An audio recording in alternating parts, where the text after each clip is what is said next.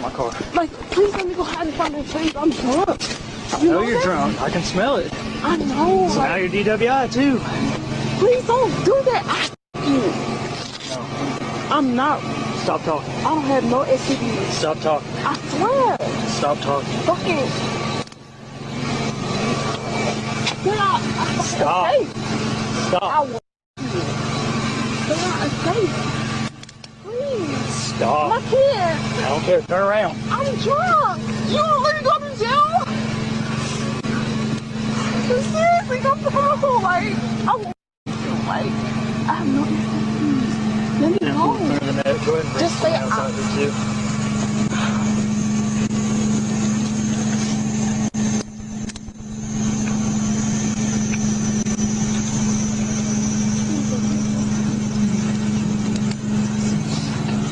Stop talking. I will not do.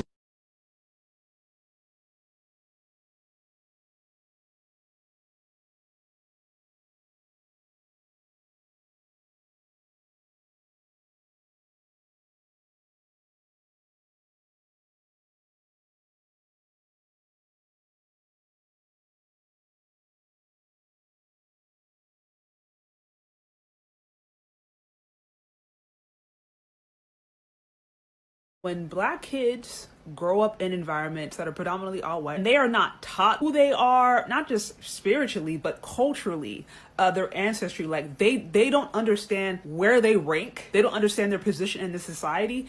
It can be really confusing when they now go into the environment and they go around peers or people who live next door to them, but they're treated differently. Really started to push interracial dating, and while I don't have an issue with interracial dating, it's pushed in such a way as if like it's almost so normal. It can kind of create this expectation, I think especially among Black women, that like if these other races of men or if white men don't choose me or they don't like me first and they don't see me as just as beautiful as a white woman, then they're racist or they're this or they're that. And I'm just like, no, that's actually not true. It's actually quite healthy and quite natural for a person who has a strong cultural center to prefer somebody of their culture. Now, a white guy preferring a white woman is not surprising. Leah Taylor says she suspected something was up when her boyfriend texted her that he had impulsively shaved off his long locks. He loved this long hair, refused to cut it. But nothing prepared her for the vicious assault the Seattle Seahawks' Chad Wheeler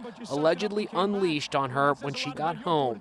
He immediately grabbed my neck. Now she's speaking exclusively with CBS News correspondent Jerika Duncan. He stood up and he told me to bow down, and I asked him why, and he didn't respond. He just told me to bow down again, and I told him no. He threw me on the bed, and I remember looking up at him and asking him, please stop, Chad, it's me. And I just immediately knew the look in his eyes, that was it. She says she blacked out during the beating. When she awoke, she looked like this, bloodied and bruised. I remember getting up and running to the bathroom. Chad was standing by the bed, by the doorway, and he was sipping his smoothie and was like, wow, you're still alive. Taylor locked herself in a bathroom and made a whispered call to 911. Please help me now. I'm gonna die. It took 3 police officers to subdue the 6'7" Wheeler. He has pled not guilty. On Twitter, Wheeler said he was having a mental health episode. He suffers from bipolar disorder and was in a manic episode when he beat Taylor. Nearly 3 weeks after the attack, Taylor's right eye is still healing. I have bolts and a steel plate I'm going to have forever in my arm.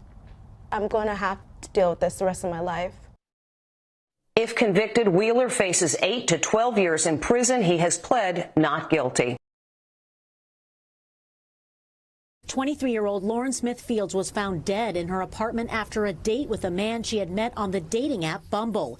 Investigators say she had fentanyl, prescription drugs, and alcohol in her system that resulted in what the medical examiner ruled was an accidental overdose. So fentanyl is the top drug, and then they have a couple other drugs they found in her system that are typically associated with date rape drugs. It was careless. It was no concern. There was no care for the family about how we felt, our grief, our pain, none of that.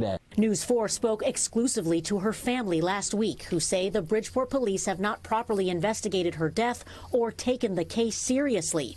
Meanwhile, the family of another woman, 53-year-old Brenda Rawls, have made similar allegations against the department. And she has family that loves her, and we're going to miss her and we'll never forget her. We're always going to have this pain in our heart for her. Rawls was also found dead in Bridgeport, and like Smithfield's family, they say police never even notified them of her death. Both these deaths happened not only in the 138th district, but the exact same precinct on the same day.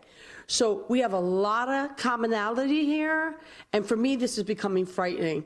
And as questions continue to swirl about the police department's handling of both cases,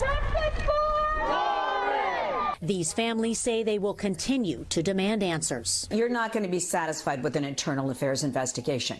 No, I want an outside investigation. We want the Department of Justice to come in and do their own investigation. And also tonight, the Smithfield's family attorney called the mayor's statement and actions a step in the right direction. Live in the newsroom, Anjali Hemphill, News 4, New York.